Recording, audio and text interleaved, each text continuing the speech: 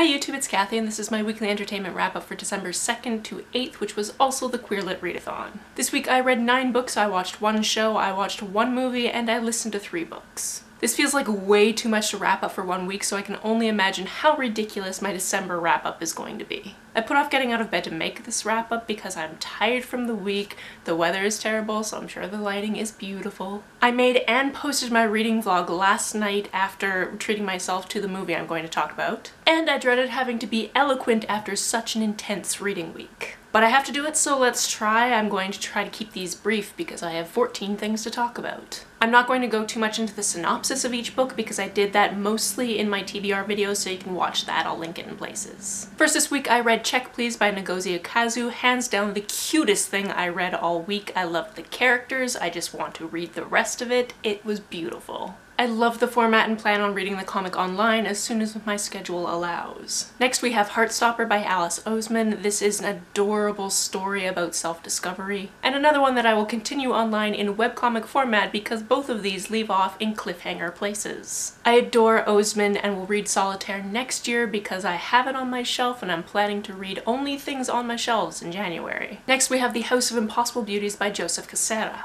This is a gritty, realistic look at the Latinx drag scene from 1970s to the 1990s in New York. If you are looking for the glitz and glamour of performance, you will find very little of it here. I loved that the dialogue was heavily dosed with Spanish words, which were not italicized, which is the common practice, because it exemplifies the verbal flow of lower-income bilingual people. For someone who has very little Spanish vocabulary, I had to figure out the meaning of words through context. But it didn't detract from my overall understanding. In fact, that one Spanish class I took in school mixed with years of taking French made me understand more than I thought I would. I was also overly proud of myself for remembering the phrase for roller coaster in Spanish. My lack of linguistic skills aside, this is a heartbreaking read. Next I read Fair Play by Tove Jansson. This is a series of vignettes about 2 female artists living in the same apartment building, and these are elements of the author's life as she lived in a very similar situation, with, of course, her partner. This was probably my least favorite read of the week because it wasn't a continual story and didn't seem to really go anywhere, but because it was published in the 80s, it probably had to be careful.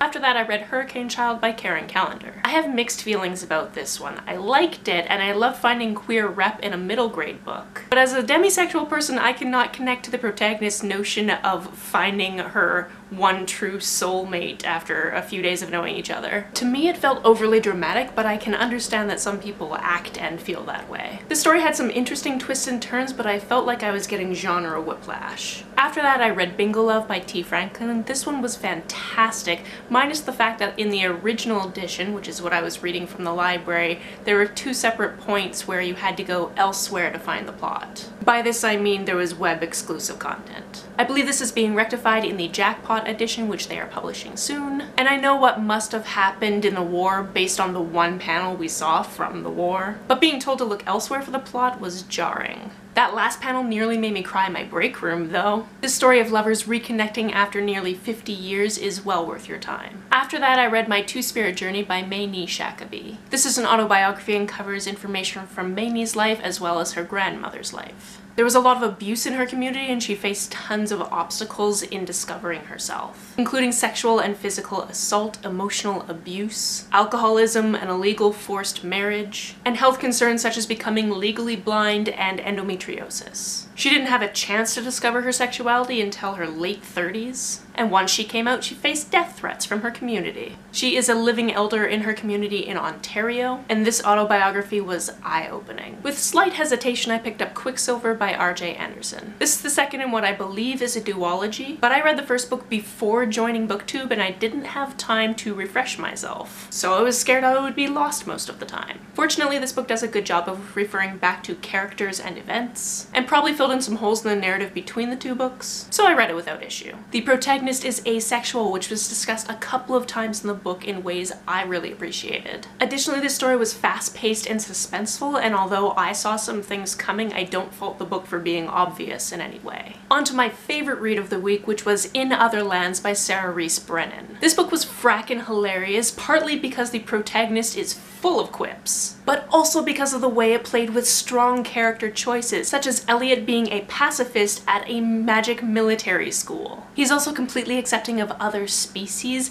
and his first love interest is this elf, whose gender role views are the complete opposite of humans. Being bisexual is discussed on the page, and even though I describe this book as being very funny, it wasn't afraid to go to soul-crushing emotional depths. I would very much like to own my own copy of this book because I can foresee myself rereading it many times in the future.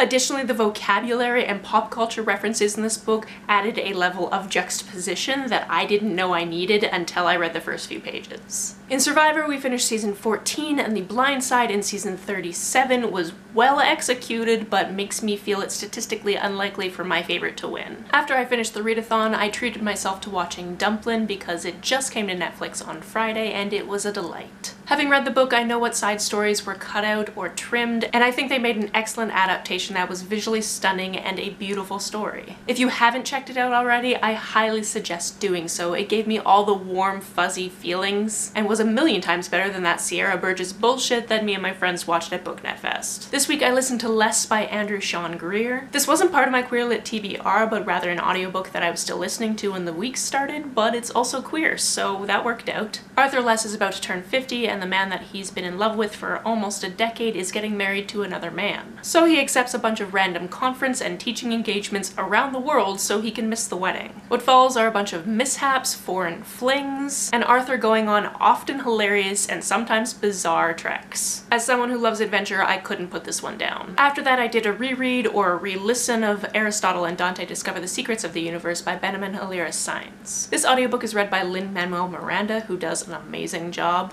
and it's about a friendship that forms between two Mexican-American boys in the 1980s. I really enjoyed revisiting this world, and although some people criticize this book for being too optimistic in that the parents are just way too good, I have to figure that not every parent throughout all of history was a homophobic jackass, so why not have this story? Finally, I read Girls of Paper and Fire by Natasha Nyung. This was the group pick on the Twitter poll, which had me super bummed because my library didn't have it yet. But I kept checking the digital collection, and it came in a few days before the readathon ended, so I downloaded it immediately and sped through it. Since I didn't think I'd be able to get to it, I really didn't pay attention to the synopsis of this book, which features a sapphic romance in a pseudo-Asian fantasy world. In this world, the king gets a collection of 8 girls from the lowest caste delivered to him on a yearly basis, to be his concubines. Obviously, I hated everything about how this kingdom was being ruled, and although some of these sections were difficult to read because of the physical and sexual violence, the other elements of the plot kept me rooting for Lei and her lover. This is the first in the series, which was immediately apparent if you read the epilogue, so it will be interesting to see where it goes after this point. That's it for this week. If you've read, watched, or listened to any of these, let me know about it down in the comments below. On the way down to the comments, if you hit that subscribe button, that would be very nice of you. You can like and share this as you see fit, and I will see you very soon. Bye!